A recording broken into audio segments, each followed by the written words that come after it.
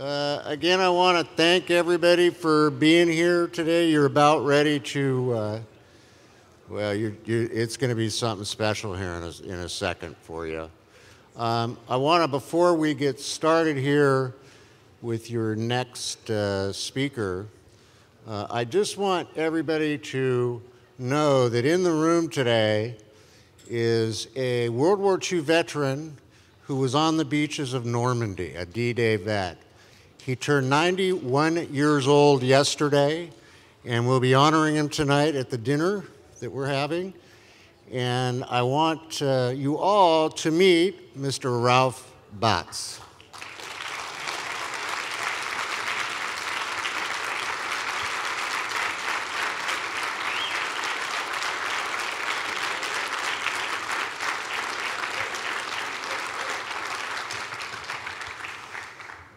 Thank you, Ralph. Ralph is the reason that we're all able to be here today. So I'm going to answer a question that I get asked consistently throughout the conference and this one and the one that we did in Dallas, and that is, Mike, how do you and your wife do this? And the answer is we don't. God does this. That's how these conferences happen. Is God puts them together, God brings the speakers, and God brings all of you. And fortunately, God brought one of the most incredible men that I have ever met on my journey of Hear the Watchmen to where we crossed paths. And when we first started talking, we kind of bonded instantly. And my wife and I went up and we had dinner or lunch with he and his wife, and a friendship grew, and I'm truly blessed to have the next speaker in my life. L.A. Marzulli is an award-winning author, a lecturer, a filmmaker, an internationally recognized specialist on the Nephilim. He's written 9 books and received an honorary doctorate in recognition of his research. L.A. will illuminate you on the coming days of chaos and explore the debate about natural versus supernatural viewpoints and offer the one and only solution. So without any further ado, I'd like to bring up L.A. Marzulli.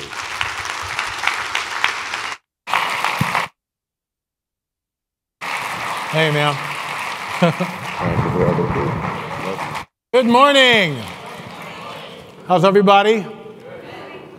Okay. People are still coming in. Please hurry up so I can start. All you lollygaggers out there. I've actually got an hour and a half, which is really cool. I only thought I had an hour, so I've piggybacked basically 2 other presentations onto the main presentation. So, which is because there's so much to talk about, so much is going on.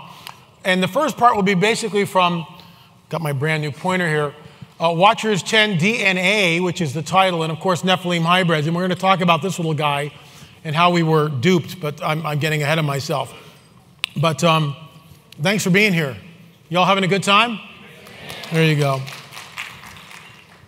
For those of you who don't know, we do a weekly program. It's called PPS Report, Politics, Prophecy, and a Supernatural Report. It's on Roku. It's on our YouTube channel. We started off this year, 2016, with about 2,000 subscribers. We're up over 37,000, and it's growing. So we're obviously making a difference. It's a basically a 30-minute program, which I think is TV quality. I mean, that's what we're trying to do. So check that out. It's on Roku, L.A. Marzulli. On the YouTube, L.A. Marzulli, and you can check that out. He that answers a matter before he hears it, it is folly and shame unto him. What I mean by that, that's in the Proverbs. There are people online who think they know everything, and they act that way. And that's called arrogance. And it's also ignorance because they've done zero research. But they'll sit in their mom's basement, you know, and write nasty hit pieces. Or maybe they'll sit in their ivory tower and write nasty hit pieces. But they never go out in the field, they never take a risk, they never do anything. And that's problematic. And what's really problematic is when Christians do it against Christians, and that's what we're seeing. It's one thing when I got some secular bozo who doesn't know anything. It's another thing when I've got someone who claims to be born again and spirit-filled coming at Tom Horn, Gary Stearman, Bob Ulrich or myself. I take umbrage with that. I really do. You know, you're supposed to come to me one-on-one in the biblical sense. And don't give me, well, you're a public figure, I don't have to. No, you're supposed to come to me if you got an issue. They never do. They just blast away with the hit pieces. So before I move off the slide, recently, you know how when we read the Gospels, I'm sucking on a lozenge, by the way, so that's what I'm smacking up here.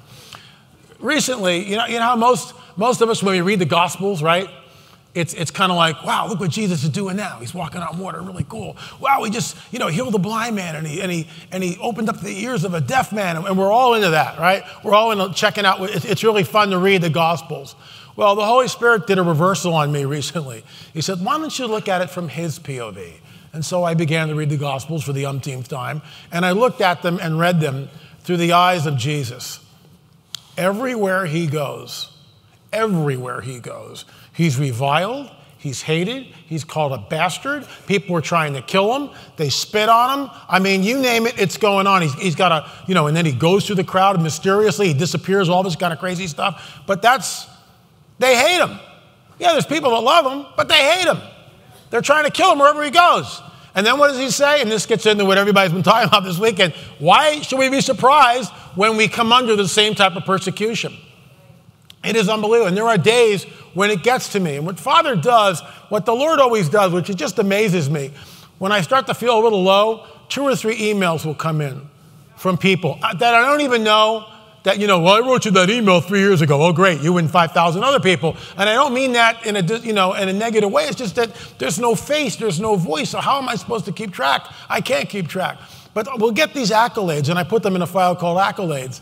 And I just sit there, and sometimes it makes me weep because I'm a sinner saved by grace, you know, a wretch that I am, right? I mean, right here, just like all of you. You know, without his saving grace, by grace you are saved, we are saved, lest no man boast, right? That's what it's all about. So for those of you who want to work your way in, good luck. I'll stay on the grace side of things. The bottom line is, so much is going on. And as we've heard all through the conference, most of the church is completely asleep. Completely asleep. In fact, they're at the point where they don't want to hear anything about any of this stuff. Just leave me alone already. I want to rile up the sheep, LA. Come on now. Got that new wing we're trying to construct here, and you know, offerings are going to be down. We won't be able to complete the new wing. Heck with the new wing. Screw the new wing. Warn the people, because when it comes down, and you'll see later on, when it starts to come down, when it really starts to happen, it's going to get really, really weird. When the supernatural openly begins to manifest with the natural, all bets are off. And unless we know what we are looking at a priori before the event, even the elect would be deceived. You be the judge of that. My people, he that answers a matter before he hears it, it is folly and shame unto him. My people perish for lack of knowledge. So let's get into this is all from Nephilim Hybrid's book and Watchers 10 DNA. Catalina Island Archives. I got to go out there, and the backstory of this, some of you know it, some of you don't. It's all On the Trail of the Nephilim, Volume 2, one of our best-selling books, shameless plug. But the bottom line is this. I go out to Catalina Island because I heard from Jim Watson, who wrote a book called Mysterious Catalina, that this guy, Ralph Glidden, who was an archaeologist back in the 1921, he was employed by the High Museum, right? There was a cache of records that had been hidden away for like 50 or 60 years, that the old, it was, excuse me, up in the attic of this theater, and no one knows where it had gone. And John Borgina, the former curator, discovered this thing, and he opens it up, and the rest is history. So I'm having lunch with this guy, Jim Watson, who's the author of Mysterious Catalina, and he goes, hey, LA, are you aware that they just found the Ralph Glidden archives? And I go, you got to be kidding me. So anyway, one thing leads to another, and I call the museum. Oh, Mr. Marzulli, you're not degreed, so unfortunately you will not be able to come out and examine the artifacts. Well, how about a $1,000 donation to the museum? Oh, come right in, Mr. Marzulli. And that's exactly the way things work. Everywhere. Everywhere. Trust me, everywhere. Well, we'd like to donate something to your museum. Well, come. So anyway, so I go out to the museum, and I flew out, which was really, I could get down on a rabbit trail here, and I'll restrain myself. And we'll tell you about that. I got to fly an airplane. But anyway, I get to Catalina Island, and I go into the museum, And this is what it looks like. It's all sanitized, it's all picked through. I'm not looking through this trunk, oh my gosh, look at this. I'm not doing that. Everything looks like this. This is a museum box. Everything is cataloged. Everything is stamped and written. Everything is filed. Everything has been gone over pretty much with a fine-tooth comb, right, by archaeologists and anthropologists who were there months before I was. So I'm coming in, but I'm still excited. And the first thing I ask is, let me see the photographs. So they come out with the book, and you see Glidden photos, burials, San Miguel, Santa Catalina. And I'm going through these things, and I start finding pay dirt instantly. And I'm just sitting there with my jaw on the ground. Now, this is from Catalina Island, black and white photograph. It's the original photograph. I just love this. This is what being on the trail is about. Sometimes you're in the field and you find stuff, but other times you're in the archives. I spent 10 hours in the archives, 10 hours, 5 hours one night, 5 hours the next day. I looked at everything, every piece of anything, every piece of scrap paper. Ralph Glidden was buried today. I mean, everything that this guy had, I looked at. I went through. So this is my first thing. Notice the elongated skull here. Notice the greatly elongated skull here. That ain't normal. That's not normal. It's just not normal. Now, there's a thing called cranial deformation, cradle headboarding, when you take an infant and you wrap the infant's skull and you can shape it. We've got a sample of what that looks like in the back on our table for those of you who want to take a look at it. But I think that skull, it's a one-on-one replica, okay? It's not really a real skull because you get arrested. You can't do stuff like that. We got a real skull in the back here. No, it's a one-on-one replica. But go take a look at it. We believe that is not the result of cranial deformation, cradle headboarding. And that gets into this whole really weird area, and you'll see why it does. So here we've got a picture in Catalina that I discovered, my intellectual property. And here we've got, this one was pay dirt. Here we've got Ralph Glidden, the primitive archaeologist. This picture is circa 1919. So it's almost 100 years old, laying in the archives. No one knew it was there. No one cared about it. Nobody cared about it. It was just sitting in some plastic sleeve in a manila envelope in a green museum box tucked away in a vault, never, ever, ever to see the light of day. Except your intrepid researcher discovered this puppy. And the moment I looked at this thing, I said, oh my gosh. And I called John Borgino over, who got fired shortly after that, by the way, and said, hey, John, look at this. And he goes, oh my gosh. I go, that doesn't look normal, does it? And he goes, no, it doesn't. So Gary Stearman told me that there were 3 people, or that there were people that can take these kind of pictures, and based on the height of Ralph Glidden, which is 5 foot 8 inches, right? And they can extrapolate the distance between Ralph and where the giant is, and account for that, figure out where the camera is. Obviously, it was above him and further away. They can put all this on graphs.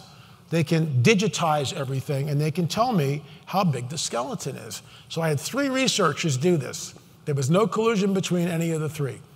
Nobody knew what anybody else was doing. All they had was this one black and white photograph. They had the height of Ralph Glidden, which was determined by multiple witnesses at 5 foot 8 inches high. So everybody kind of knew that, and they went off to the races. So this is what we discovered. We discovered that when you take the man out and you stand them up, he's there. When you take the skeleton out, he's at this height. When you put the 2 together, you've got a skeleton 8 foot 9 inches, but we rounded it down, not to be sensationalistic, to 8 foot 6. I'm a 6 foot guy, and I'm going to show you in a little bit what I look like next to.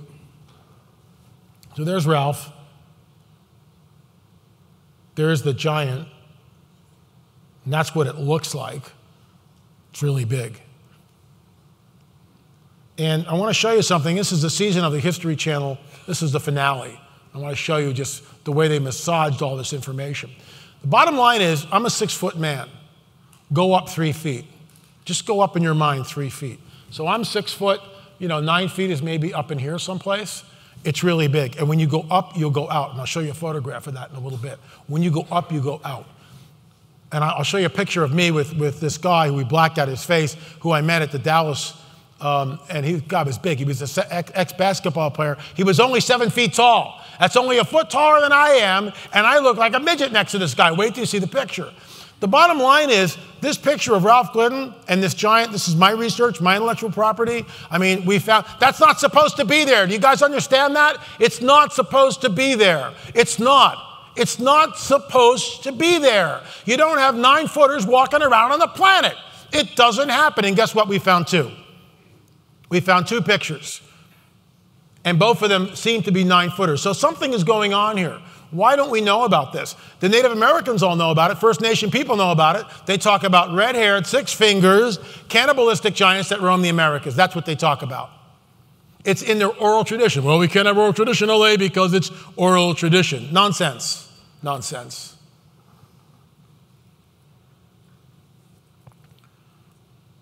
Native Americans, First Nation people, train up a young boy from when he's very young, who shows a proclivity, a leaning towards being able to memorize, and they will tell the stories to the child. And he has to repeat them back verbatim, not changing one word. And that's how the oral tradition is passed down from one generation to the next. Every tribe, with the exception of the Nakota, way up in Canada, that I've spoken to, have legends of red-haired, 6-fingered, cannibalistic giants. And guess what? They were here in this state. They were running around in this state. Absolutely guaranteed. In fact, someone sent me an article where the early settlers came upon the remains and they thought they were the remains of the Canaanites. And the Canaanites are a Nephilim tribe. There were giants in the land in those days, in Genesis 6, and also afterwards. This is the 2015 season finale. I want to watch the way they spin this, folks. Watch the way the History Channel and Prometheus, they allow me to, and this, you know, it's just like, hey, lady, you want to appear on the History Channel? Yeah, I do, but how's it going to work? And they send me this ridiculous contract, and I go, well, I'm not signing that. And we send it back, and 2 or 3 times later, we finally agree on something that they don't have the right to portray me as an idiot. That's basically what they said in the first contract. We're not going with that. So that being said, I went on record, and we did the interview. It was a Skype interview. They couldn't even fly me out or fly the guys in, whatever. And that was fine. Watch the way they massage it. They did allow me to talk about the Nephilim and the biblical prophetic narrative regarding the Nephilim. What they didn't do is allow that to stay with the viewer. They immediately spun it. This is the way the game is played, folks. This is the way the game is played. There is an agenda, and we'll get to that later on today. There is an agenda. And that agenda is just, it's ongoing. It's been the mystery of iniquity. It's been here for thousands of years and continues. And the end game of that agenda, that unholy agenda, is to bring about the advent of a one-world religion, a one-world government under the rule of the Antichrist. That's where it's all headed. And why do I know that? Because Scripture tells me that. And we are in the process of moving into that time. That's why all the nonsense that we see. And there are people and players on this planet who are already sold out to that agenda, already sold out to that dark spiritual force, which basically permeates everything. By the way, Lady Gaga is going to do the Super Bowl this year. Why not Yo-Yo Ma? We can't have any culture in LA. That just won't work. No, the Lady Gaga. Watch the occult a-go-go. In your face, guaranteed. In your face. And you know what? All the churches I have ever been to, they have Super Bowl parties. And they'll sit there and they'll have their little mini weenies, which I absolutely love, and all this other stuff, and everybody will have a good time. Super Bowl, I don't even care who's playing. I just go and have the mini weenies. That's all I'm there for. They're so good. I'm getting hungry. Getting near lunchtime. Can I have a mini weenie, please? So here's the deal. Think about it. Here's the deal. It's like, where are we? What is this? Why doesn't the church stand up for crying out loud? Why don't we boycott it for crying out loud? Why don't we do something for crying out loud? We don't. Praise the Lord. We don't do doodly squat. Because somebody was saying yesterday, the snowflakes. We don't want to hurt the snowflakes, LA. I'm a snowflake, please. You're in my space, really. Please, you're in my space. Oh my gosh, you just looked at me. That's a hostile act. Ah! I can't stand it. I can't stand it. Whatever happened to John Wayne? Oh, that's politically incorrect, LA. We can't have John Wayne. He actually has muzzles and he shoots people. This is where we're at. Now we have a snowflake generation. You know, it's like, don't get me going. Anyway, watch this. Watch the way they spin it. Right back to the Darwinian paradigm. Why? Darwinism is sacrosanct in both the scientific community and academia. It's the prevailing paradigm. The world runs on Darwinism, you know, not Duncan's, trust me. It does. And if you aren't a Darwinist and you're a biologist, good luck trying to do anything on this planet. It ain't gonna happen. And Darwinism, You know, we're always pummeled. Oh, those silly Christians, they don't believe in Darwinism. Excuse me, you've never proven your theory, because Darwinism is nothing more than a theory. By the way, NSA, I know you're listening. How you doing? How you doing, NSA? We love you. We love you. Vote for Jeb. Jeb was supposed to be the nominee. This is a total sidebar rabbit trail. I'm already in trouble, and I'll never remember what I was talking about, because I'm already down at too deep. No, I'll get back to the History Channel. Jeb and Clinton, the two houses were supposed to run together. Trump is the spoiler. If you don't get out and vote, and don't give me, well, he's not a Christian. If you don't get out and vote, you're a snowflake. Because, thank you very much. Thank you. I got a standing ovation. Yeah, baby, pull it down. Oh, for sure. So look, if you don't get out and vote, you are a snowflake. It doesn't matter. If Hillary gets in, it's abortion on demand. It's liberal Supreme Court justice. It's over. I'm telling you right now, if she gets in, forget the country. Forget meetings like this. Forget everything. Higher taxes. A basket of deplorables. Boom. I mean that with all due respect, Madam Secretary. And Limbaugh got it right. She's a witch with a B. What she is.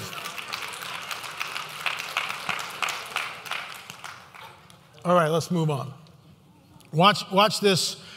This is the Skype interview. This is when I present the evidence on Catalina Island to the Vieira brothers on the History Channel's finale, In Search of a Lost Giants. Now, with all due respect to the Vieira brothers, they had doodly squat. They had squatting, as we say in California. Squatting, try that, squatting. They had nothing, okay? Squatting. That's not even a word. He's making up words up there. So here's the deal. Watch the way they spin it. Just watch the way they spin this thing. Watch how they take what I say, and then Vieira comes in and he just goes whoop, and watch where they go with it. At this point, it becomes very obvious that there's a real disparity. Wow. Oh, my God. Look at the skull size. Unbelievable. Yeah, it's huge. Absolutely huge. Wow. Yes. So we think it's a smoking gun. I think it's a smoking gun. What's the takeaway? Well, my takeaway is this.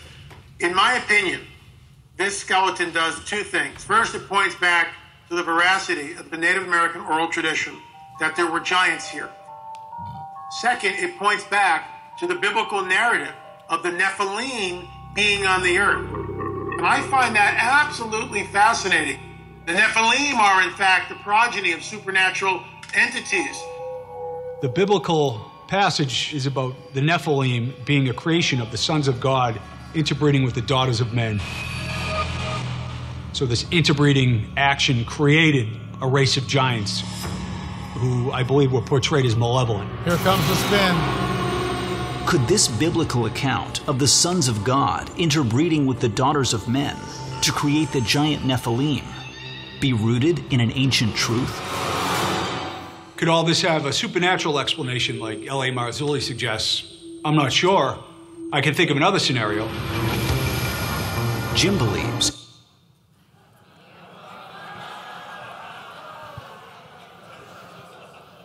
I mean, do I have to say anything else?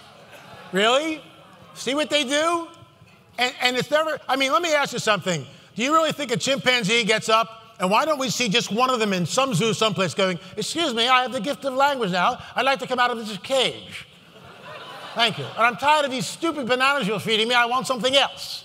Nothing happens like that. They never stand up. They still walk around like this, and they're knuckle draggers. And you know what? You know why? Because we're told in the prophetic, biblical prophetic narrative that everything reproduces what? According to its kind. Hummingbirds beget hummingbirds. They never beget penguins. No matter how long it takes, it's just, you can go billions of years, you're going to get a hummingbird. Now, this is where it gets really weird. Now we can take the genes of one particular species, and we can mingle it with the genes of another. I am from Bangladesh. I better do my Italiano accent, otherwise people are going to be going, Marzulli, yeah, you're making fun of everybody else except the Italianos. I smack your face, Marzulli. Okay, so we got that out of the way. All right? So what is happening now? We take the genes from a firefly over here, and we mix them with the genes of a frog, and the frog lights up in the daylight. Whee! That's what they can do. I'm not making this up. That's what they can do. So we are now in the days of Noah. This is why the king has to return. He has to, because pretty soon there's going to be nothing more human to come back to. Amen. All right, watch what they do with this. It's unbelievable. It could be an ancient account of interbreeding between two species of early man. It sounds pretty freaky, but the idea of interbreeding is a reality. You have Neanderthals and humans interbreeding. You have Denisovans 40,000 years ago interbreeding with Neanderthals and humans. It's a proven fact, actually, by science that you have these different species interbreeding. But there might be a mystery species that is mixed in there. For Jim, recent discoveries make this possibility very real. In the early 2000s, Russian archaeologists found fragments of bone and a tooth in a... Okay, stop right there. Russian archaeologists found fragments. What is a fragment? A small part of a whole. They found fragments of bone and tooth. Watch what they can do. And don't ask me how they do this. These guys are just geniuses. They're experts. Because just from that tooth and that little bit of bone, they can tell you exactly what it looked like. Really? Watch, it's really just, I mean, if it wasn't so comical, right? Siberian cave. DNA analysis at the Max Planck Institute in Germany revealed that they belonged to a previously unknown species of ancient human. Now, how do they know it looked like this? I mean, seriously, how do they possibly know it looked like that? To have all we know about the Denisovans be just two pieces of bone finds, tells you that, who knows? There could be a new startling find any day. Why not ancient humans and some undiscovered, as of yet, species of giant hominid? That is called spin. That is called spin. And the problem is with this, that we sit here, and we watch this stuff, and it goes by so quick that oftentimes we're just in a stupor and we don't go, oh my gosh, what am I looking at? And it's the same thing going back to the Super Bowl. It's exactly the same thing with the Super Bowl. We sit here and we watch this stuff and it's like, oh, here's Madonna. I wonder what she's gonna do.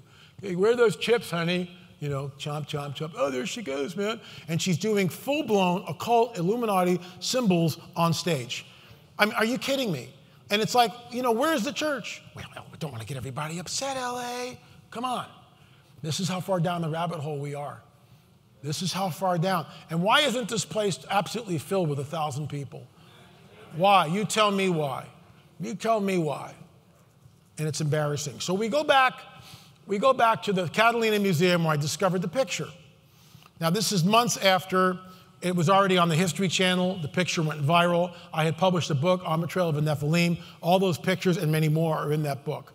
So we go back to the museum. And the museum is in the bottom of the Wrigley Theater, which is this huge round building on Catalina Island, 26 miles away from Los Angeles, right? And it's in the basement. So we go in and we walking down the aisle, we make a right turn like this, and bam, we're hit with this.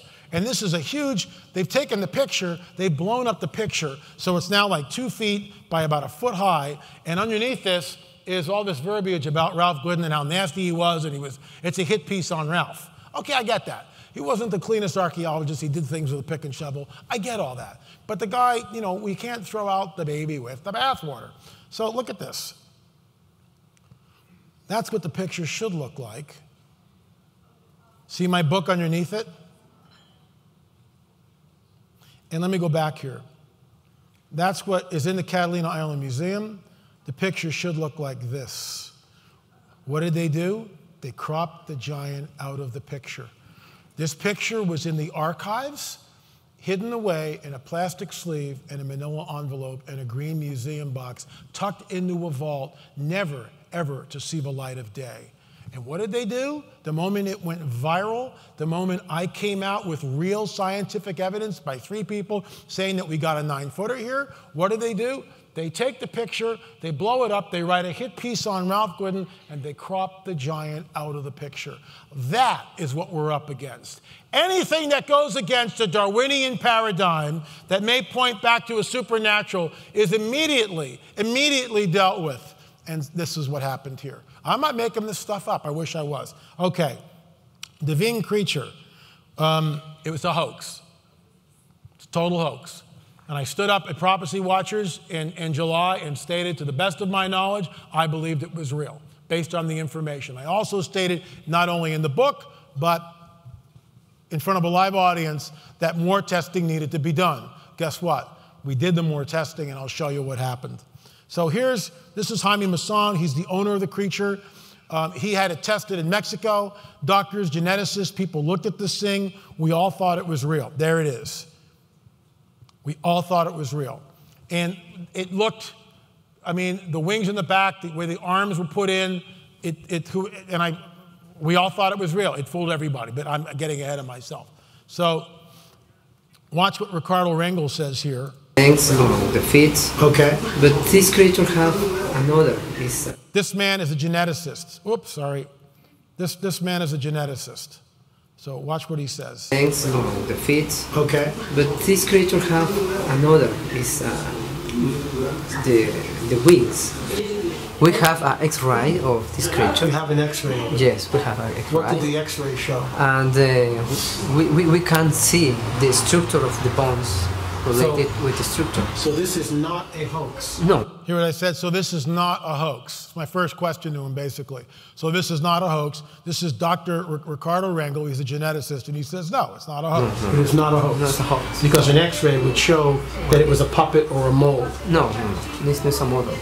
And we have a sample of tissues of this creature, and we sent to DNA molecular laboratory. Mm-hmm. But when the laboratory tried to sequencing this DNA, not found a concordance with DNA from the mammals or another creature. So both the mitochondrial DNA and the nuclear DNA, no matches at all? No match with any creature related with the mammals. Wow. And how many labs tested that? Only one. Only one lab? Only one for now. The fingers, the hands and the fingers, how many fingers did this creature have? Five, okay. Five. We have no tienen las fotografías. We have an analysis of a microscopic analysis of the fingers. Okay. And we have microstructure, very interesting. And this is impossible to create by a puppet or I understand, or a mold or whatever. Mold, yeah. And it is important to start a serious research into the creature. So this is the deal. We finally got X-rays of the thing. This is one of the pictures. Notice the stinger here in the back. We looked at this thing 3 years ago, this close. I mean, we held it right up. We looked at every which way. We saw no signs of tampering, of a hoax. I mean, it looked like the real deal to us. But we weren't sure. We weren't sure. We had no idea. And honestly, I was leaning towards hoax, and so was Richard. We were perplexed by some things, and I'll show you why. See the X-ray here? And it's so easy to look at it now after the fact. I can look at it and go, oh, I can see, but now I know what I'm looking for. But everyone looked at these X-rays. Doctors examined them, nurses examined them. It fooled everybody. And this is obviously very dense here. That was problematic. Same thing with the wings. Notice the way the wings are. And when I sat with a veterinarian and showed him the X-rays, he said, well, that's obviously very dense bone, which is why it's so white. And it's anything dense on an X-ray will show up whiter. But what really sort of stumped us were these white dots. See this here, here, here, all this stuff? We didn't know what they were. And I kept going, maybe this is what glues the creature together. Scout's honor. You know, the skeptics, oh, well, you're just making that up now. No, this is on the record. As God's my witness, that's where we were at. We were going like, because we didn't know what these round things were. We didn't know what they were. So here's another shot of the X-ray. You can see the leg is broken, and Rick's going, well, maybe that's how it was repaired. I'm going, yeah, or maybe that's how they glued the thing together. We didn't know, but we didn't know we looked at these round objects, and we were really perplexed. What are they? Do they hold the creature together? So we take it to a veterinarian, In your opinion, looking at the pictures and x-rays, we've been looking at, could this be some sort of a composite based on 4 or 5 different animals? Look at the face, the teeth, the ears. What are your thoughts? The first vet. If it is, it's a very good composite. Someone very professional put this thing together. I mean, just the way the bones, I can see the joints, I can see where the ribs lead into the sternum, I can see the femur going into the hip. For someone to put this together would require a lot of work. LA, what would be your takeaway? Vet, from a medical standpoint, these are real bones, real joints, and a real x-ray. The question is, what kind of animal is it? And if it is a fake, what animals did they use to put this together? It would be a very professional job if it was a fake. You need to get a forensic pathologist because I'm just looking at some x-rays. They look like the real x-rays to me. Now I ask him about the white dots. So what do you think these round things are? Metal? They look like metal. If I had to guess metal objects round like this, I've seen this before in animals, it's pretty clear. BBs. It could be buckshot, birdshot, a shotgun. Buckshot, someone mistook it for a bird or something. And then at that point I go, ah, you can hear it on the film, Watchers 10. That's interesting, buckshot. That would really make a lot of sense. The vet, it's a faraway shot, LA. Yes, wow, interesting. The shot may have broke the bone in the leg. Now we're off to the races at this point. This is the second vet that we interviewed. But we still didn't have the creature in our possession. All we had was the x-rays. So we arranged with Jaime Maussan to bring the creature out of Mexico. This is the moment where we're in the vet. Actually, there were 2 vets at this office, Agora Animal Clinic. That's where it was. It's about a 20-minute drive from my house. This is Dr. Berry. He agreed to come on camera. The other vet didn't want his name associated with this thing at all. And I understand why. This stuff is really creepy. Okay, I get it. So we pull the thing out of the jar and everybody goes, oh my gosh. And I go, well, what do you think? And he goes, well, it looks like a demon. I mean, right out of his mouth. This guy's got no religious background that I'm aware of. So here it is in the jar. This is all, by the way, we're producing a 40, 50-minute DVD, which will be free. It'll be on Vimeo. It'll be on YouTube once it's finished. And it's called The Anatomy of a Hoax because it fooled everybody. It fooled Dr. Berry. So the first thing we did is we took brand new x-rays. Notice the difference in clarity. Huge. And Berry was bothered. Unfortunately, it's kind of dark. It looks really good on this monitor, but it's really dark on this monitor. What can I say? The first thing he did is he went, I'm troubled by the way the sternum is attached to the pelvic girdle. That doesn't look right. And then I said, well, is it possible, there's a lot of birdshot here, that it shattered the pelvic? And he said, yeah, it's possible. But he kept coming back to this area. And he was perplexed and bothered by it. He was vexed by it.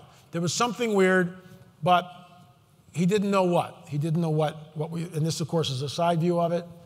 And, you know, look at the way the wings are attached, and you can see, I mean, everything looks real. See up in here, the arms, everything looks totally real. And he's looking at it. This is a trained veterinarian, for crying out loud. He looks at hundreds, thousands of x-rays in the course of a year, and he thinks it's real. Both of them do. The vet techs think it's real. Every one of us, I think it's real. Because that's, you know, maybe, oh, it's because you wanted it to be real. No. We're just trying to go where the evidence leads, and it seemed to be real. The vet's going, well, it looks real to me, so that's what we're going with. Here are the old x-rays. And this is where it started to go south. And we thought at first that this was calcification from the birdshot. We knew it was birdshot. We knew it was number 7 birdshot because 2 hunters came up and looked at the x-ray.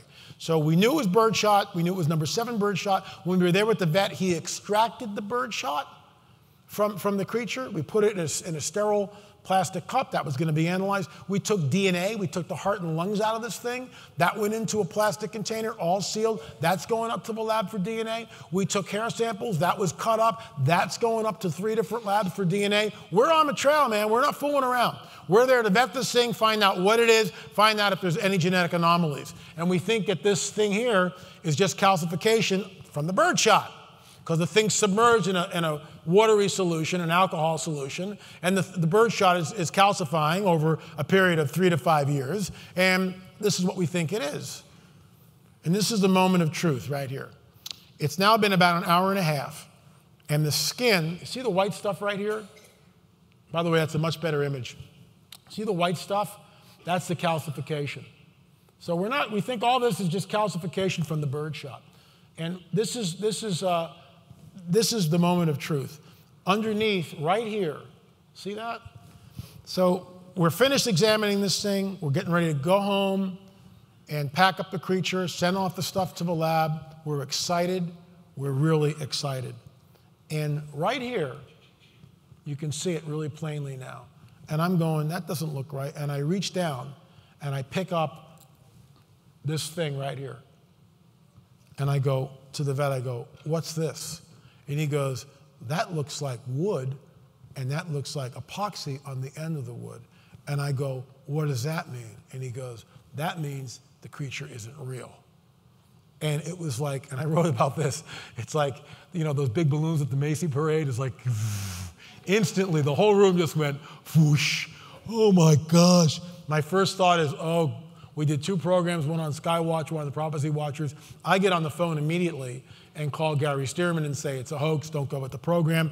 They put the kibosh on the program. Same thing with Skywatchers. And we went in and we did damage control 4 or 5 days later with Derek Gilbert. That's all over the internet now. But of course, oh, LA, you lied. You really didn't tell them immediately. It was 5 days later before you went with Derek. How do you know that?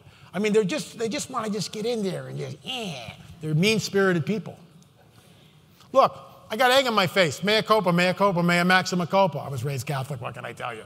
But the bottom line is we all believed it. And the moment we found out, we went right to the people that we knew we had to cover.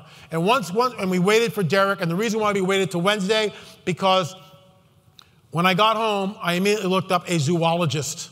Because now that we knew it was a hoax, we wanted to see how it was created. And we went up to Santa Barbara, which is like an hour and a half, 2 hours from our house, met with a zoologist who took this thing apart in front of us and showed us, oh, these are bats. This isn't bat. This is like, we're not sure what this is. This is like a monkey skull with putty on it. I mean, he just died. And it was built by a master taxidermist, So you can see right here, there's the epoxy. The lower arm, which is right here, was glued to the upper arm. And I'll show you the x-ray. And that's which will become the iconic picture of the anatomy of a hoax. Look at this now real carefully, and I'll show you what we discovered. And the second vet was right.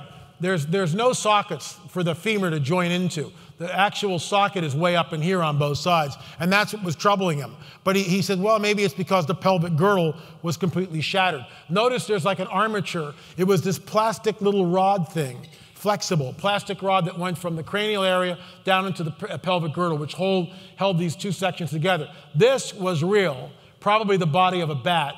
The legs were bodies of bats. This arm here was a body. But look at this. Notice right here, see the glob of glue, and that should have been a dead giveaway to the doctors, but no one saw it. Nobody saw it. Once I held it up, Dr. Berry and I ran back over to the x-rays and we looked at this and we went, oh my gosh, it became really obvious. You can see it now once I point it out to you.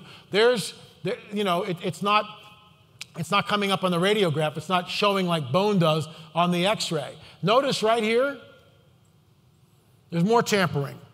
The tail turned out to be the claw of a squirrel that was glued to a bat tail. The wings were bats, but they were taken and glued to the back. The head was probably the head of a monkey, and then they put epoxy on this thing. The question is, why? Why? Why does anybody go through this? And Jaime gave us a video, and all this will be available probably in a couple of weeks. Jaime gave us a video where he talked about that the 13-year-old kid who found out the face of an angel, and he did pay money to the family, but not a lot. And he's waited on this thing for 5 years.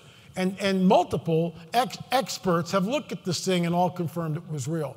The only way, and we wouldn't have known, folks, we would not have known until that skin began to dry up around the arm section, revealing the wood and the glue. And that was the giveaway. And we went public with it. Let's move on. This is the Afghan giant. This is controversial. I get it. Can I vet this? Can I say with absolute certainty there's 12-footers walking around? No, I can't. But based on all my research, I'm not surprised. And the two witnesses that we had come on the record have also vetted Steve Quayle's story. Check this out. Several years ago, well-known Nephilim expert Steve Quayle broke a story about a giant that was killed in Afghanistan. And he had an interview with the pilot that flew the giant's body out on a C-130 aircraft. The story was covered on the net and on Coast to Coast AM with with popular radio host George Norrie. Back in December of 2008 in LA, Steve Quayle was on the program, as he's been so often, and he brought us that pilot anonymously. Pilot did not want his name disclosed, and he talked about this very bizarre story of how he flew this dead giant out to some base in Ohio. Describe exactly what you saw. Well, when we came up, basically came outside, we had a normal 463L pilot loaded down with what they told us was a giant. Talked about this giant being 1,100 pounds, anywhere from 10 to 15 feet long, and it was killed. It was apparently shot somewhere in a cave in Afghanistan, but before it was shot, it lunged at several of our troops, our soldiers. It may have even gorged somebody. It was just a bizarre story, and it just sounds like the Nephilim from the Bible, doesn't it? That's why we're so fascinated by it. So this is all in Watchers 10, and of course it's also in the book Nephilim Hybrid. So we now know the creature's a hoax, but there's so much more in both of these. And remember, Watchers 10 is called Watchers 10 DNA, and I'm going to get to that. Same thing with Nephilim Hybrids. All the DNA evidence that we took, and you'll see in a little bit. This is the first shooter that I interviewed. And when he told me the story, I interviewed this guy about 4 times on the telephone, and then met with him 2 times face-to-face. I heard the story. And at that point I said, Rick, I think he's telling the truth. We need to bring him on. This guy is ex-Army, ex-Marines. He showed me top security clearance stuff, which he's not supposed to show me, but he showed me his ID cards, showed me his passport, stamped to Iraq and Afghanistan and all over the Middle East. So, okay, so he has a paper trail. I mean, I get that. The story he told me verified what Steve Quayle was saying. But we found a second witness. We found a second witness, which was amazing. This is the second witness. And this second witness was deployed years later and in the Kandahar province of Afghanistan, and he heard about the giant of Kandahar, that had supposedly been shot by a patrol.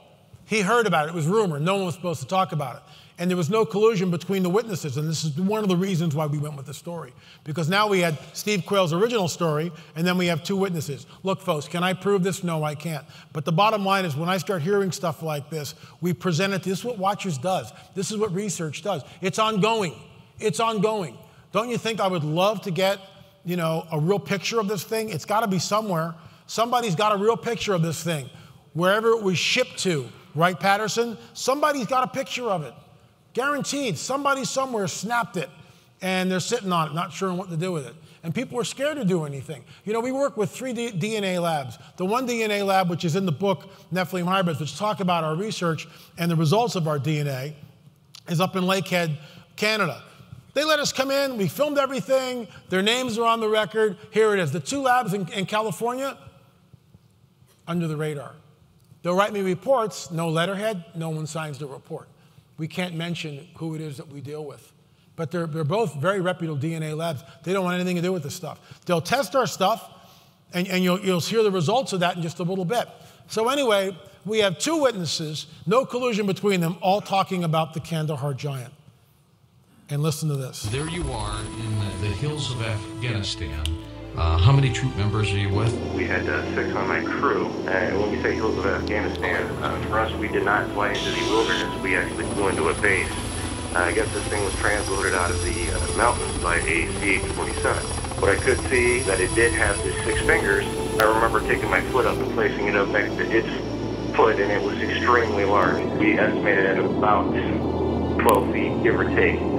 What I can tell you is the weight of the thing. Basically, it was approximately 1,500 pounds when it was getting on the aircraft. Now, if you take away the talent, weight, and all the rigging that we had to hold this thing down, we figured it was around 1,100 pounds. Of course we're upset. That's a given. Okay. We lost a very good guy. But okay, let me tell you the story real quick. The way this whole thing came down was there was high-value targets. It's 2002. High-value targets are being dispatched in the Kandahar province in caves to search the area for high-value Taliban targets. A patrol is dropped off by a helicopter in a very remote area. They begin following this little go trail they missed their first check-in. They missed their second rally point. They missed their third rally point. People are concerned back at the base. They send the next morning, they send another chopper up with another platoon of people to go find the first platoon, which has gone missing, missed all of their rally points. They don't know what's going on. So they're walking down this goat path, and this is where his story will pick up. And as they turn the corner, they see these what look like bone shards and meat, maybe human remains, parts of a radio. They're thinking wild animal attack. They don't know what they're looking at.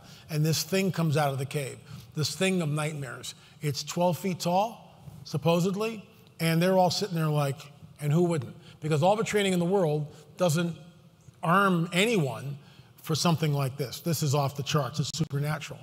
And look, again, do I believe it? I sat down with this guy, I looked him in the eye. All I can tell you, and having just come off the Ferry Oaks, okay, all I can tell you is that every ounce of me believes this guy's story. If he's lying to me, he's a great liar. But the second witness, who's deployed 2 or 3 years after he's there, and the rumors around the base in Kandahar, the giant that was caught, that's one of the reasons why we went with the story. Still, no picture. Let's listen to what he has to say. And one of the reasons why I went with this, every time he gets to the point where this guy, Dan, is running and he's firing at the giant, and the giant moves with such agility and speed, he's got this pike, a spear, and he skewers Dan and lifts him up. Every single time he got to this point, he would break down. Every single time in the story, he would break down or hang up the phone or turn the other way or wipe his eyes or pause.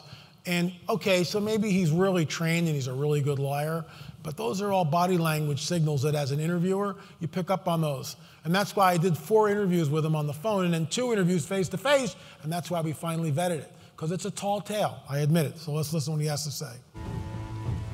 Add to that, you're discussing something that even in our after-action report, they're saying rewrite it. And we had to rewrite it the way they wanted.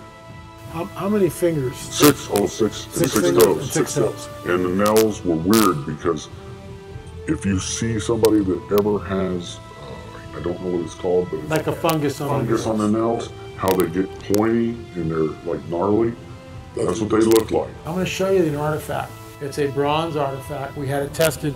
It's about almost 98% copper, pure copper, but it's bronze. Does this look familiar? I can confirm it was probably about a 10-foot pole connecting a lashed split pole like I guess they would have done back in the old days. Was it about this long? Oh, easily. This was found in the wilds of Michigan. We have come to call it the Nephilim lance. It is definitely not a sword. It's a pike, it's a lance. And what, you put a staff on this thing, good luck trying to wield it. And what's interesting is the weight of this lance ties into the biblical prophetic narrative. Talks about the weight of the spearhead was 300 shekels, talking about one of the giants. I think it was Ishbi Benob. The giant spearhead was 300 shekels. When you convert that to pounds, that's 8.5 pounds. That's what this is. So the bottom line is they're walking and they come around on this platform down the trail of Afghanistan. The patrol is spread out, and they got 50 caliber 308s. They're heavily armed, and they're on red alert. And this 12-footer comes out of the cave, and before anyone can do anything, Dan breaks out of his stupor and he starts firing at this thing. The giant spears him and lifts him up like this in the air, and he's coming after more. Someone yells, "Shoot it in the face! Shoot it in the face!" And they begin to blast this guy's face off, so much so that when they finally saw it, the entire lower jaw from here was completely gone, according to the reports. It's a tall tale. I mean, I totally get it. It's, no pun intended, it's a very, very bizarre story. What's interesting is it dovetails into, you heard the pilot talking about bringing the giant, flying the giant out. This thing was 11, 12 feet tall. There's nowhere in the scripture, and you'll hear this at the close, there's nowhere in scripture that tells us that the Nephilim died off, that they were all gone.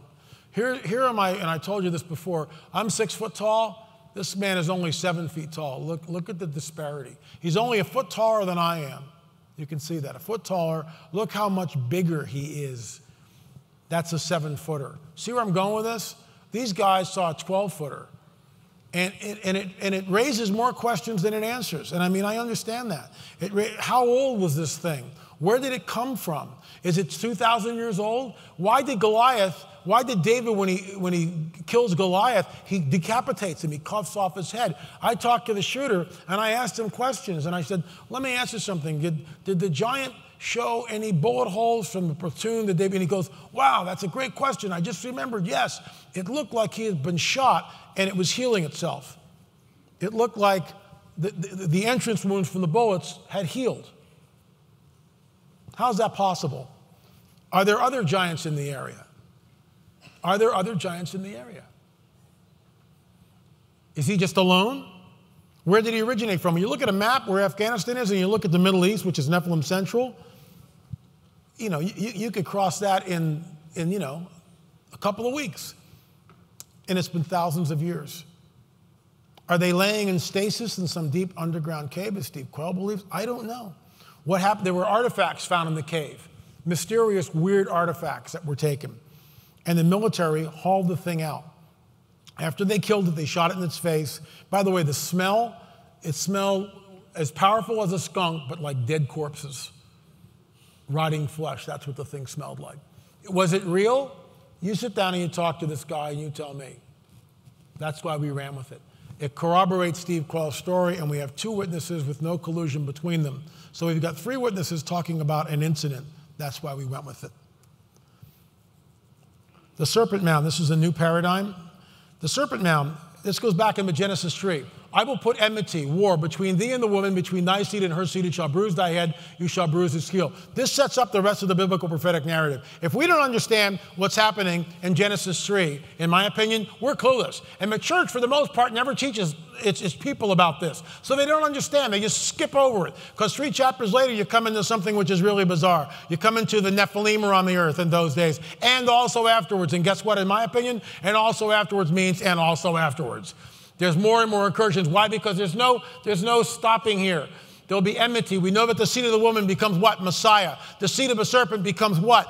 Over and over and over again. We see it in Jericho. We see it in Jericho. We see it in Sodom and Gomorrah. We see it all throughout the Levant. Nephilim architecture, fallen angel technology. That's what it is. It's global. It's everywhere. The seed of a serpent. So now, when we come to Ohio, Peebles, Ohio, we've got this glyph. It's a huge glyph, and I'll show you an aerial photo in a little bit. And it shows the serpent with an egg. New Agers try to tell us, and they dominate all this stuff. The church doesn't care. The church doesn't talk. There's only a handful of us who are looking. Something is going on this planet. The clues are everywhere, and it's been deliberately swept under the rug and obfuscated, guaranteed. Just like this, and the New Agers and the archaeologists control the dialogue. And the Christians are completely asleep, and there's only a few of us out there going, wait a minute, not so fast, citizen. And so what we're looking at here is the serpent, and this thing is huge. I've been to the site, and it's really creepy when you're there. I felt like I was being watched the whole time. I mean, we prayed up like crazy before and afterwards, but it was just weird. So the New Agers tell us that the serpent is giving birth to the egg, and the egg is life and wisdom. And that's what it is. And they tell us that the serpent denotes wisdom. The serpent is wisdom. That's what they'll tell us. And they're right. They're right. God really didn't say that, did he? It's the serpent. And when you follow him, you'll get power and wisdom and all sorts of things, but it comes with a price, your very soul. So the serpent is here, and it's got the egg on it. And this is all aerial footage. Let me click that. It's really some cool stuff. This is in a high place. All these trees, when this was built thousands of years ago, and archaeologists debate whether it's 800 years, 1,000 years, or 4,000 years. I'm saying more like 3,500, because that ties into our paradigm when Joshua and Caleb push into the Levant, the Promised Land. There's a diaspora of the Nephilim tribes. Check this thing out. Look how big it is. The mounds are about this high. They're not real big. But to do something like this, and we know that most Native American tribes did not enter into this, did not do it. It's on a high place, as you can see the river over here. It's on a high place like this, and it undulates, and all these undulations point to solstices, equinoxes, the rising of the moon. It's all very deliberate. Who is the prince of the power of the air? Who is the God of this world? And that's what all this stuff denotes. So going back to Genesis 3, our new paradigm, and I have to, Mark H., who's an archaeologist, amateur archaeologist in Ohio, was the one that came to me with this, and then I filled it out and wrote about it in Prophecy Watchers magazine, and it's also in the book Nephilim Hybrids in great detail. We know that there it is right there. See the egg, and there's the head of the serpent. Here's the tail winding around like this, and there's the head. What if it's not giving birth to the egg? What if it's swallowing the egg? And why is it swallowing the egg? And why build this thing where you can really only see it from the air on a high place in the ancient world where there's no trees here at all? You can see it's a high place on this jutted out rock. It's a signal. And it's saying that the serpent will eat the egg. The seed of the serpent, the seed of the woman will never happen because the serpent is going to eat it and prevent Messiah from being born. That's what this glyph is, in my opinion. And if that's the case, and there's no way to prove it, it's huge. It's completely huge. And what does it do? It points back to the veracity of the biblical prophetic narrative. The seed of the woman, the seed of the serpent will be at enmity, at war with the seed of the woman. And here we have the serpent with its mouth open, and he's not giving birth to the egg. He's trying to swallow the egg. He's trying to stop the prophecy of Messiah. And that's what this is all about. They know. And it's in plain sight. It's in plain sight in Peoples, Ohio. You can go there and you can listen to the standard story that they tell you what it is. But this is a new paradigm. Never heard of before, in my opinion. Although it's interesting, some of the early Christian pioneers who came through this area picked up on it. Not back to Genesis 3, but they picked up on the fact that this didn't look like a friendly deal, and it's not, in my opinion. Okay, Watchers 10 is called DNA, and there's a reason for this. We were able to extract DNA legally from different artifacts. But our hypotheses we are working on, and it's always been the same, that roughly 3,500 years ago when Joshua led the conquest of Canaan, there were Nephilim tribes in the Levant. Those Nephilim tribes of the Zanzamim, the Emims, the Rephaim, the Nephilim, the Anakim, they're all there. And we think that those names may denote different genetic characteristics. There's no way to test that. There's no way, but guess what? If there are Nephilim tribes in the area, and Joshua and Caleb are pushing through this area, then we should see evidence of that. We're seeing it everywhere we go. It's all over the Americas. I just showed you a 9-footer out on Catalina. What the heck is that? That's not supposed to be there. So what we believe is as the conquest begins, some of these tribes flee the area.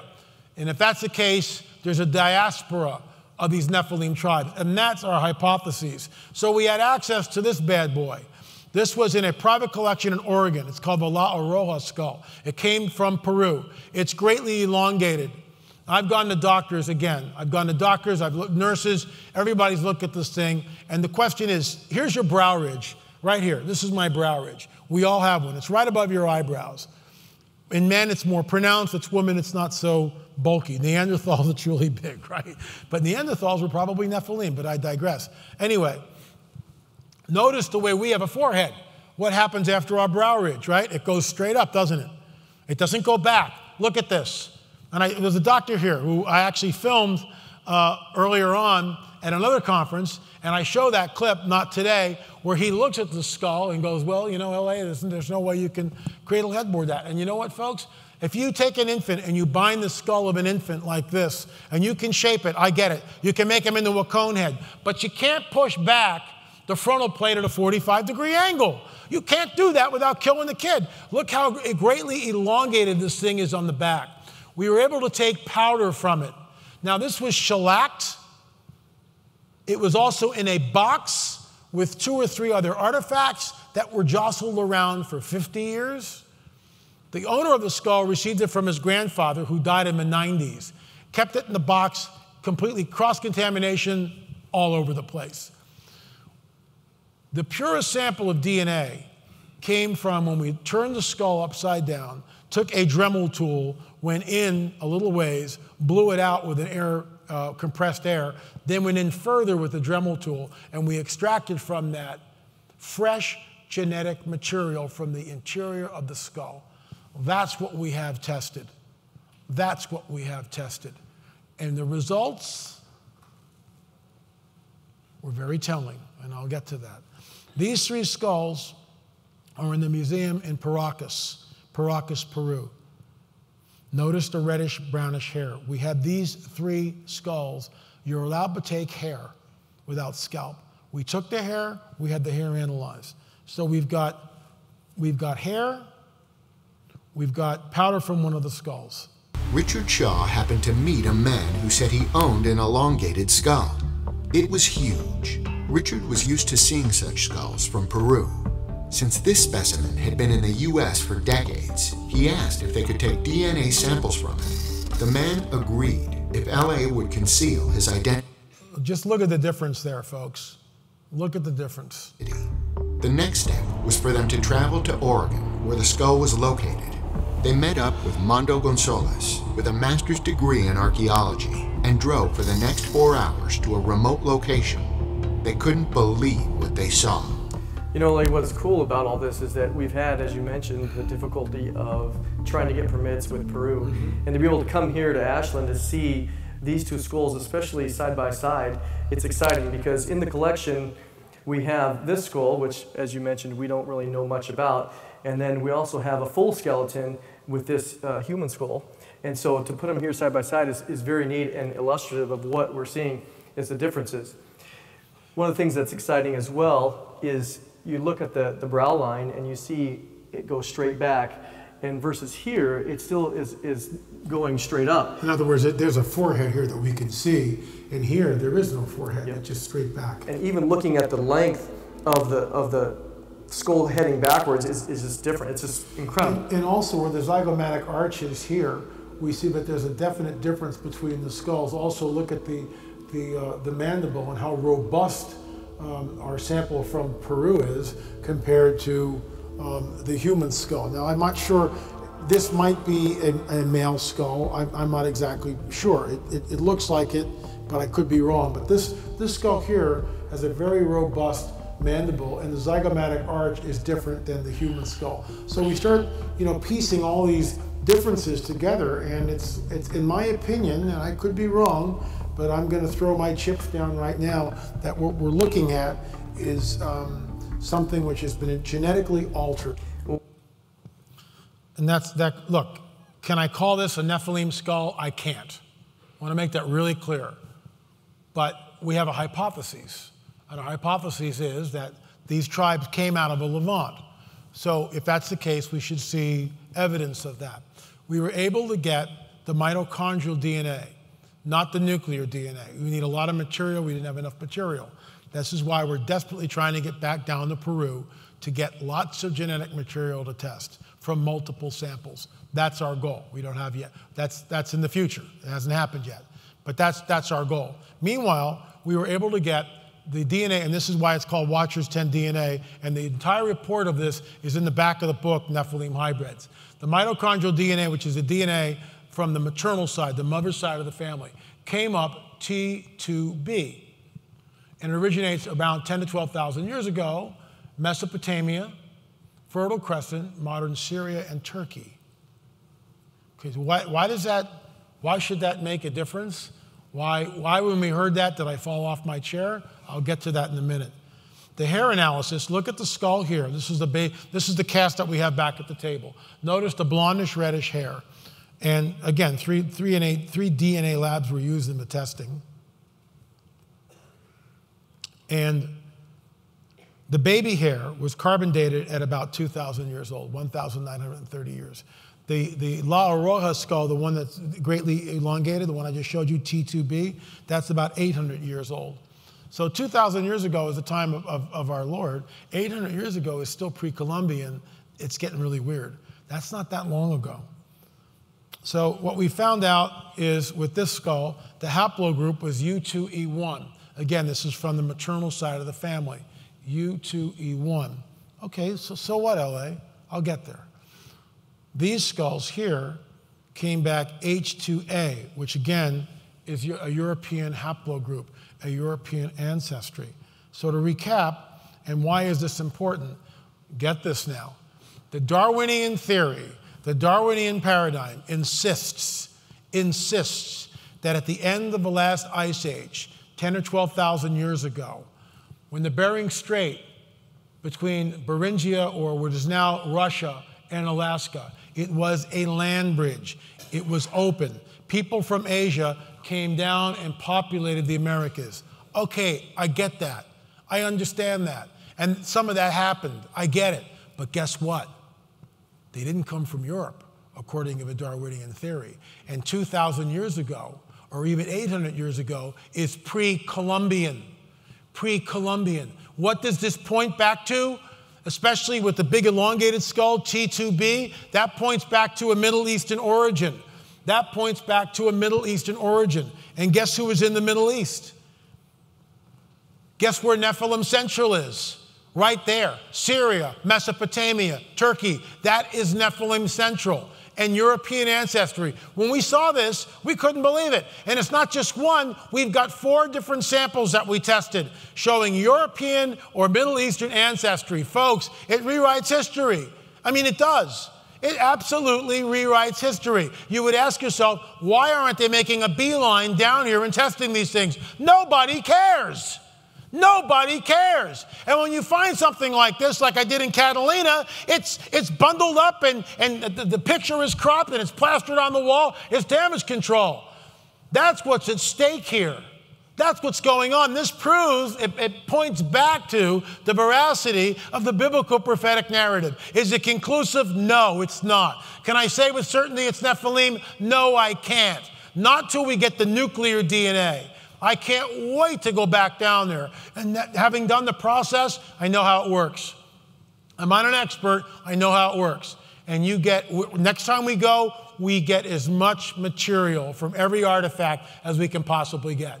We're not satisfied with a little, a half a gram of powder. Oh, no, no, no, no. We're getting grams of this stuff. Because the more they get, the more chance they have to sequence it. If it'll sequence it, they can get nuclear DNA. If they get nuclear DNA, we're off to the races. Because that'll tell us whether the father, that's what the nuclear DNA comes from, is human. But the problem is the labs don't even know what to look for. And that's why we have to tell them, you're looking for something anomalous. You're looking for things which don't add up. And that's why it's multiple samples, as much material as we can get. This is groundbreaking. And what really ticked me off was the stupid fairy, which turns out to be a hoax for crying out loud, gets all the press.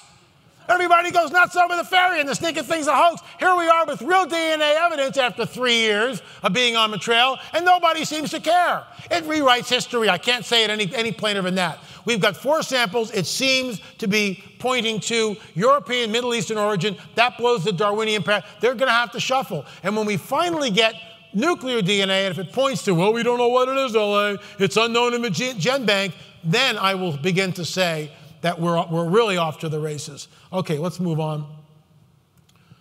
Calm down, LA. Haplogroup UTE, European ancestry. Haplogroup H2A, European ancestry. This was done by Rick Woodward. He's an archaeologist down in Georgia. And he wrote me, I mean, this is what God does. God just brings these people. It's unbelievable. The Lord just does this stuff, and it blows me away.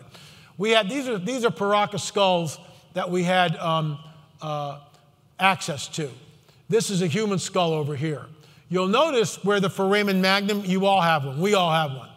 Okay, a foramen magnum is the place at the base of the skull where the spinal column goes up and attaches to the skull. We all got one, okay? So the bottom line is, according to Rick Woodward, who's one of our archaeologists, he teaches archaeology at a school down in Georgia, we're saying that you can manipulate the head shape, but you can't push the foramen magnum back. Here it is, right here. You can't move the foramen magnum. The foramen magnum, you do that, you kill somebody. So you can't move the foramen magnum, which is right here. Look at the difference in shape. Look at the difference in shape between this skull here. Look at where it is in relation to the rear of the occipital plate. And look at this one, which is a human skull, to the rear. All these skulls that we've discovered in Paracas, and when we go back down there, now that we know this, every skull that we get, and some of these museums have hundreds of them, we're going to flip them over, click, click, click, and take a picture of a location of the foramen magnum, because the foramen magnum is pushed back in the rear of the skull, further back than a normal human skull. That's a normal human skull. So it's further back than a normal human skull. Why should we care? Because it points once again to something genetic. The seed of the serpent is at enmity. There's a seed war going on here. That's what's so exciting about it, in my opinion. So, the Anakim were called the long necks. That's what that translation means. And according to Marcia Moore, who did this mock-up of what, based on an elongated skull, might look like, because of the placement of the foramen magnum, get this, being further back in the back of the skull, further back towards the occipital plate, the rear skull, not where it's sort of, we have it sort of in the center of our skull. That's where our attachment is, so we don't have a real long neck. She posited that because of the placement of the foramen magnum, because it was different, they were long necks. She knew nothing about the Anakim. She knew nothing. No Nephilim dog in the hunt, and she shows me this picture. And I go, Marcia, are you aware that one of the Nephilim tribes is called the Anakim, and Anakim translates long necks? She fell out of her chair. We're on the trail, folks. Is it conclusive? No, it's not, but man, it's exciting. And you say, LA, who cares? Because it points back to the supernatural. It points back to the seed war, to Genesis 3, which is going on all around us even as we speak. Let's move on. This is the ending. I got 17 minutes left. I won't be able to finish the other two presentations, even though they're staccato, so I'm going to move real quick.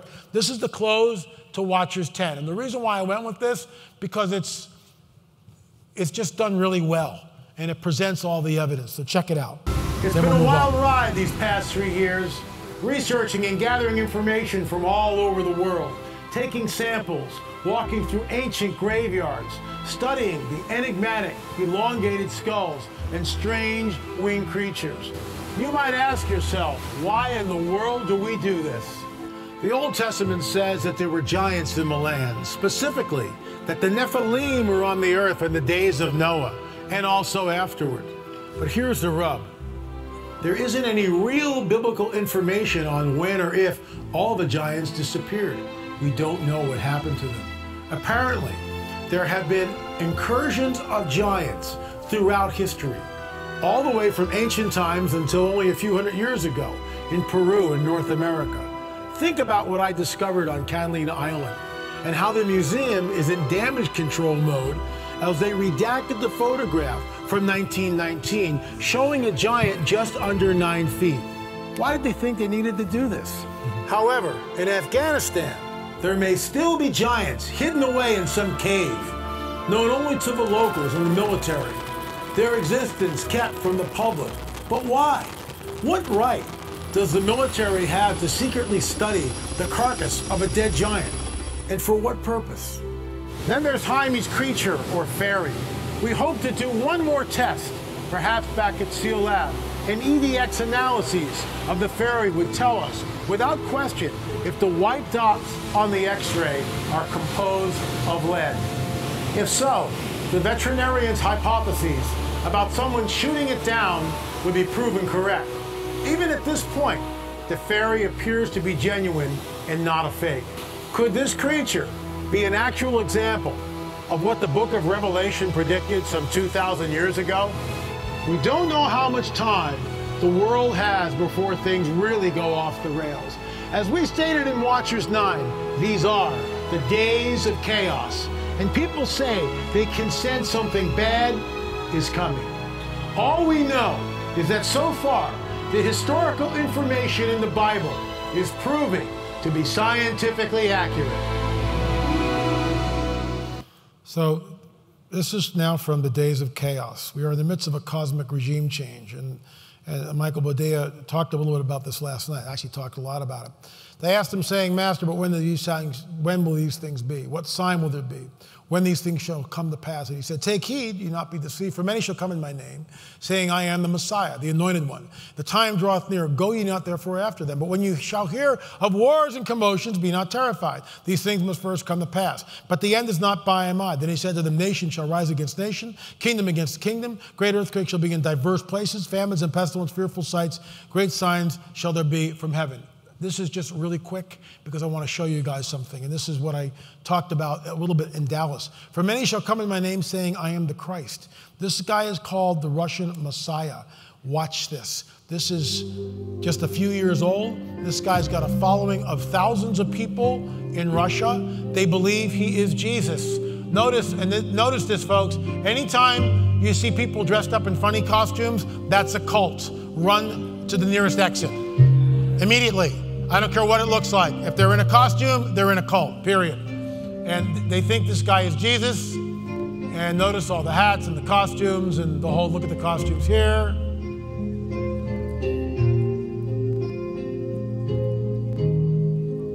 Okay, you kind of get the idea. You can go on and Google this guy, Russian Messiah, and he's praying now. Thank you. This guy's an imposter. But when you shall hear of wars and commotions, be not terrified. These things must first come to pass, but the end is not by and by. Look, as Michael talked about last night, this is not a feel-good message. I mean, it's not. But just look at what's going on around on the planet. Look at what's happening with the wars and rumors of wars. Look at the rise of anti-Semitism, which is absolutely unprecedented that we see. Think about Hamas and the tunnels of terror. Look at, millions of dollars gets poured into Gaza. What do? They turn it around and build tunnels so they can kill Israelis. They teach their kids that Jews are the descendants of pigs and apes. When are we going to learn? And I don't care if an NSA hears this or not. When are we going to learn? When will the church stand up and realize and begin to say with absolute clarity and certainty that Islam is not the religion of peace, that Islam is a political ideology, that Islam is a political ideology with one goal, and that is to create Sharia law over the entire planet. That's where it is. And these goofy politicians that we have in the White House and other places are absolutely clueless as to what's going on, or it's engineered. The Syrian war, 300,000 dead, 400,000 dead. What's happened in Syria is calculated, and it's pushed all these immigrants into Europe. People go, LA, the blood moons. Nothing happened to LA in the blood moons. Just wait. Everything happened with the blood moons. We've got 1 million refugees in Europe without firing a shot. Are you kidding me? And now the Germans are pushing back. Did you read it today on the paper or Drudge News paper? Who uses this paper anymore? It's like, my dad would, he's 94, but he passed away 2 years ago. So how does that work? Anyway, on Drudge Report, it was talking about some mayor was like, we want more immigrants, and the townspeople got this guy and just pummeled him. No. Why don't they want the immigrants? Because they won't assimilate. And when they're there, they have no skills, and they don't want to learn anything. They just want to live off the public dole. This is what's going on. Meanwhile, in Syria, the body count goes through the roof. Then you've got ISIS, which comes up from this vacuum where Obama calls them the JV team. Are you kidding me? This is the leader of the free world, and he still has done nothing. He's done nothing. How many Christians have been imported from Syria? Come into the country, what? Less than 0.5% of 1%? 0.5 of 1%? That's it. That's it. Thousands of refugees, and there's no way to vet these people. I mean, the idiots, the insane people have the keys to the insane asylum. The patients have the keys to the insane asylum. That's where we are. That's where we are. If Trump doesn't get in, it's over. It is the America that you and I grew up with, it's toast. I'm telling you right now. And I want out. I want out of here. But I won't go out because this is my post. Everything in my flesh goes, let's just head to the hills, honey, and disappear. That's all I really want to do. But God says, no, stand your post. You're going to be persecuted like never before, but stand your post. And when these things happen, look up, because your redemption is coming. And that's my blessed hope. Then we've got Iran. Praise the Lord. Then we've got Iran, which, this ridiculous, goofy deal. And now, the press doesn't do its job. The press doesn't do its job. It's like all this money is on the airport in Iran. It's hostage money. It's ransom. And the press just lets it go. They've ceased to function as they're completely in the tank. Now we read that, they may have sabotaged Trump's mic in the debate. Oh, surprise, surprise, surprise. And then this little weasel of a guy comes behind Hillary's podium. Where's he? Who's he? He greets her when she comes in this is at the debate. He greets her in the tented area where she comes in with her entourage, and they walk hand in hand. And she's she's really short, and this guy's really short.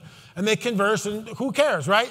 But right at the end of the debate, this little weasel guy comes in like this, takes Hillary's notes, puts them under his arm, and walks away. What's that about? Who is this guy? What's that about? And then Hillary with the scratching thing, poker players are saying, like, she's signaling Lester Holt. Lester Holt challenged Trump. Notice, Ann Coulter wrote a great piece on it. 90 minutes, and they never discussed the issues. All they did was attack Donald. You know, I hope he learned he's got to come out swinging. If this woman gets in, it is over. It is so, I can't tell you. You can see the passion in this is not a normal election. This is the death of America, or we're going to continue as a country, period. Has Damascus been destroyed? Has Damascus been destroyed? The Obama, where's that clip? Where's my clip? Come on now. Calm down, citizen. Hold on. Here it is. Okay. Before I get to the Damascus, this is just new. Obama administration denies Jerusalem is located in Israel. That's today's news. Why does he do that at Perez's funeral? Why does he do that? Because, in my opinion, with all due respect to POTUS, Obama's a Muslim. And he always sides. Yeah, I'm going to be getting a knock on my door real soon, I just know. LA, I'm from the NSA, and we just want to let you know that we're watching everything you do, including your really bad imitations of George W. Bush Sr. Yes, sir. Wait a minute, that sounds like W. He's all mixed up. But the bottom line is this, that this guy, everywhere he goes, he just downplays America, apologizes to America, tells us, that's not who we are. Nonsense. This is who we are. You're not who we are. And that's the problem with this thing. Get out of this thing.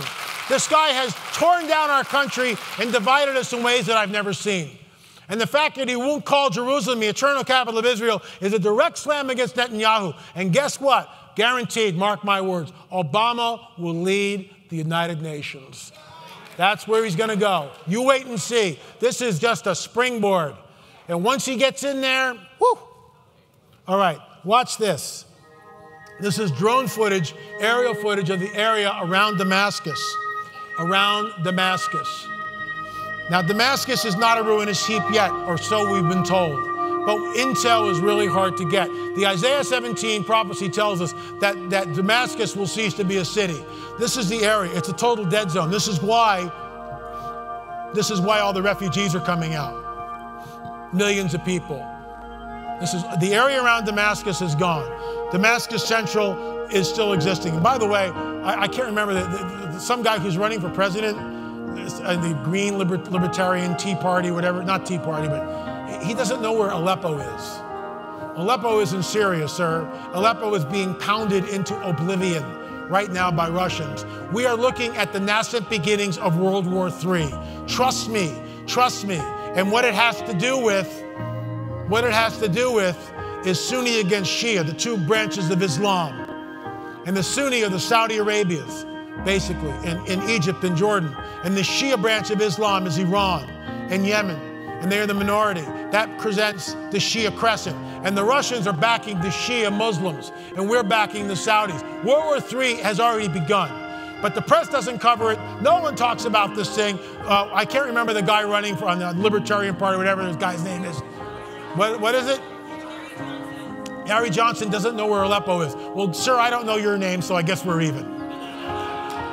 I know where Aleppo is. And there you go. So it just gives you an idea where we are. Then you get events like Fukushima, okay? Radioactive seawater impact map. I mean, whether that's true or not, who cares?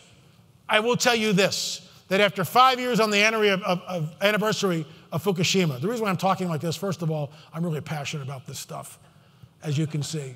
And I've only got 4 minutes and 56 seconds left. But I may go another 5 minutes over. Well, you can't do that, LA. I'm hungry. Sit down. I'm only here for, come on. Give me another 5 minutes. Thank you.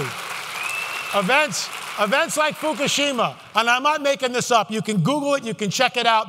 After 5 years on the anniversary, they finally admitted, TEPCO and the Japanese government, they finally admitted, get this, drum roll please, that they have no idea where the nuclear fuel rods are in reactor 4. They've gone missing. They don't know where they are. They're melting not through China because they're already over there. They're melting through down in Nebraska or someplace. They don't know where they are. And they don't know how much radioactivity, and they know it's leaking somewhere.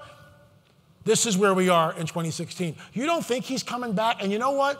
When he comes back, the White Horse Police Force, and I hope I can get to that without weeping, I'll you know, a big Mr. Big Crybaby up here. But the bottom line is, those of us who return with him, we're on flying white horses. And I believe, see, I'm already in the kingdom. Okay, I'm already there. I'm already thinking, how am I going to work? What am I going to do? I'm part of the White Horse Police Force. He's going to go, Marzulli, get over to Djibouti. Yes, sir. And that's where I'll go. And we'll do cleanup and whatever we got to do because he's going to rule with a rod of iron. And I'll be on a flying white horse. Yeah, baby. So look, we got super volcanoes. What's it talking about in Los Angeles, right? What's it talking about with Yellowstone? The Eyjafjallajökull volcano in Iceland. I mean, everybody's kind of going, oh my gosh, if one of these things blow. The church, don't bother me, LA. It really doesn't matter. You know, praise the Lord. It's okay. Jesus loves me, this I know, and I don't need a volcano. So there you go. Completely, no one ever talks about it. It's so negative, LA. And the snowflakes don't want to hear it at all. Oh, I don't want to hear about a volcano. I don't know what I would do with a volcano. I couldn't get my latte at Starbucks. EMP, electromagnetic pulse weapon. You've got Korea. You've got the Iranians. You know, are you kidding me? The spots haven't changed. And we know that Kim Jong-un, the nutcase over there, has got nukes. He's got them. We know that. All of a sudden, I went up to 7 minutes. Praise the Lord. Yes, thank you, Jesus. 7 minutes. Yes, sir.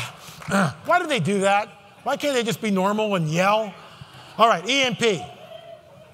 And I'm in big trouble. I'm insulting so many people, including the NSA. Keep going, yeah. It's easy for you to say that. Wait till you get the knock on your door. Electromagnetic pulse weapon, what happens is there's a nuclear device that's exploded 200 miles up in the atmosphere over Oklahoma City. It sends out an electromagnetic pulse weapon, everything with an on-off switch. If it happened now, all the lights would go off, your cell phone wouldn't work, the little white strips on the airplane, everything it's utter chaos. We go back basically to pre-industrial revolution times. Millions of people will die in the first week. That's a very viable scenario. It's one that keeps me up at night sometimes because I know it can happen. This is why we stockpile. This is why I've got a garden. This is why I've got alternative measures to pump the well because I'm on well water. If everything goes down, pump, pump, pump, pump, pump, pump, and I got water and I can live with water in my garden and my stuff. Now, I don't know how much of this is going to happen before he returns. I have no idea. But I also know that there was a huge swarm of earthquakes in the Salton Sea out in California. Now they're going, well, the big one's coming, LA. Well, I've been saying that for the last 5 years. The big one is coming. Father God gave me a shot of that. What I mean, one of those little tap on the shoulders. And he told me this, when it happens, cry out, call out my name. That's what he told me. When it happens, and he said, you'll never experience this kind of violence because it's violent.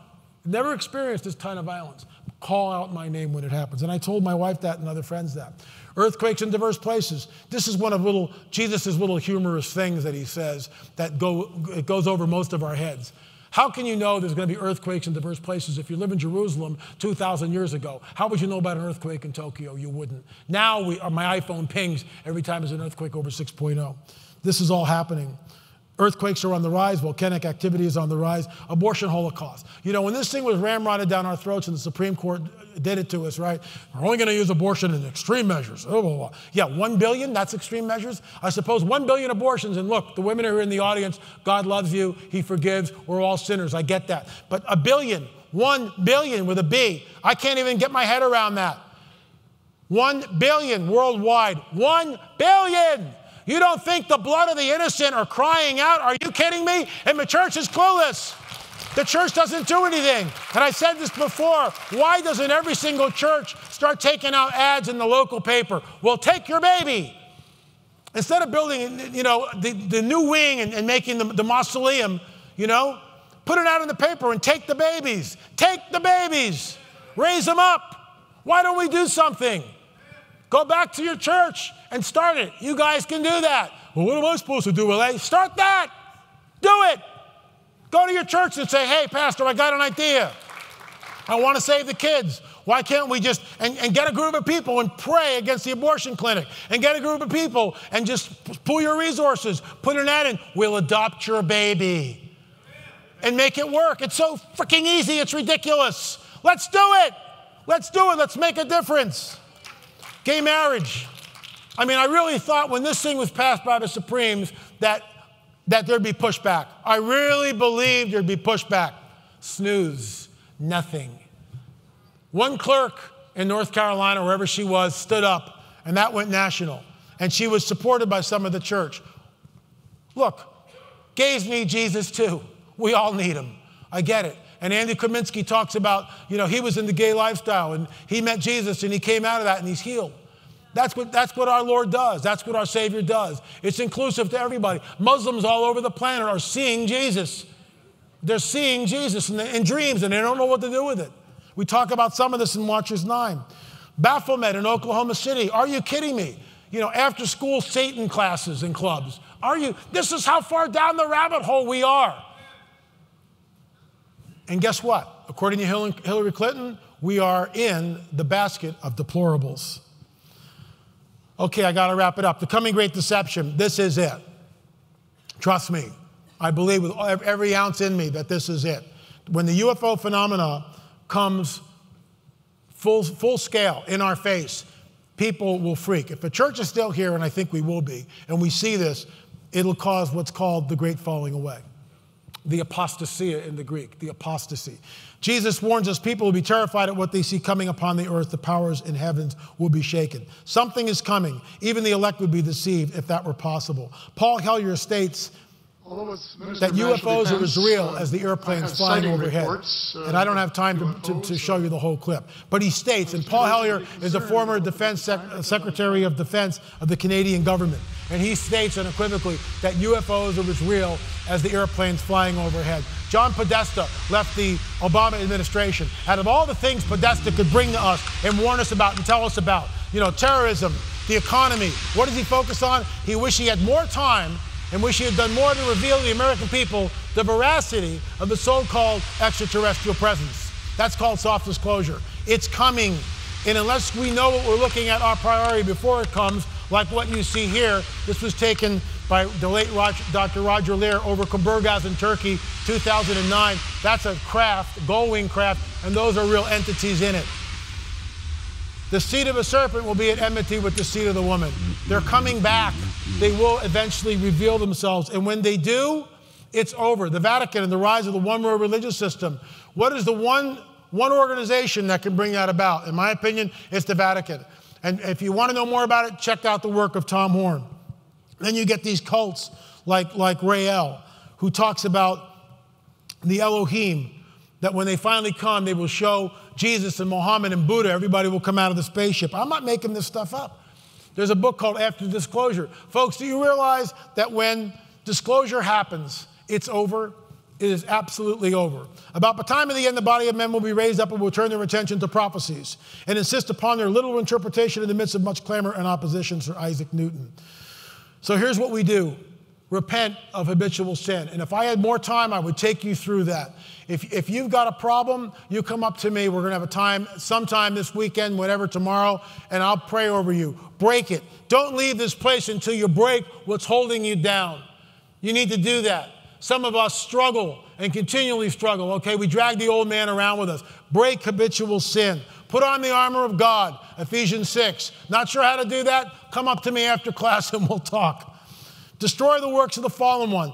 I don't care when we get taken home. It's none of my business. People want to argue the date of the rapture. Is it pre? Is it post? Is it mid? I could care less. What our focus should be is to destroy the works of the devil. That's it. That's what we're here to do. We are in the midst of a cosmic war, a cosmic regime change, and I'm going to close with this. So I'm going to be about a minute over, okay? And Father, I ask that I get through this without bawling like a baby up here. And the reason why I bawl like a baby, because I was there for 3 seconds 36 years ago. In the body or out of the body, as Paul says, I know not. I only know I was taken up. And I found myself on a white horse, and I hate horses. There was no saddle, there was no bridle. I held onto the horse's mane, and I was riding. And we were going down onto something, and I didn't even know where we were headed. And in the center was Jesus. In the center was Jesus, and it was a horseshoe shape, and the shape was like this. It was a horseshoe, and he was in the middle of the horseshoe, and every eye could see him. And the host of heaven was not spread out flat like most of us would envision. I'm already losing it. The host of heaven was stacked like this, one level upon another, upon another, upon another, multiple stacks. And he's riding over here. I'm in the top right, about 8 rows back, and not on the top level, somewhere in the right. And every horse staggers himself so every rider can see the rider on the white horse, and those horses fly. Then I saw heaven open.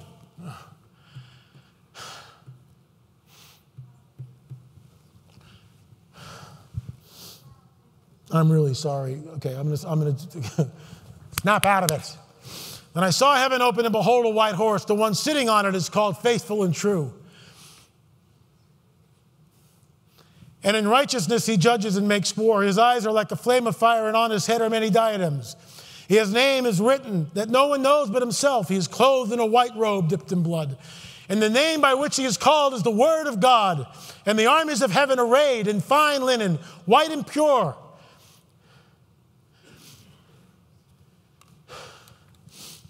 We're following him on white horses. From his mouth comes a sharp sword in which to strike down the nations, and he will rule them with a rod of iron. He will tread the winepress of the fury of the wrath of God, the Almighty.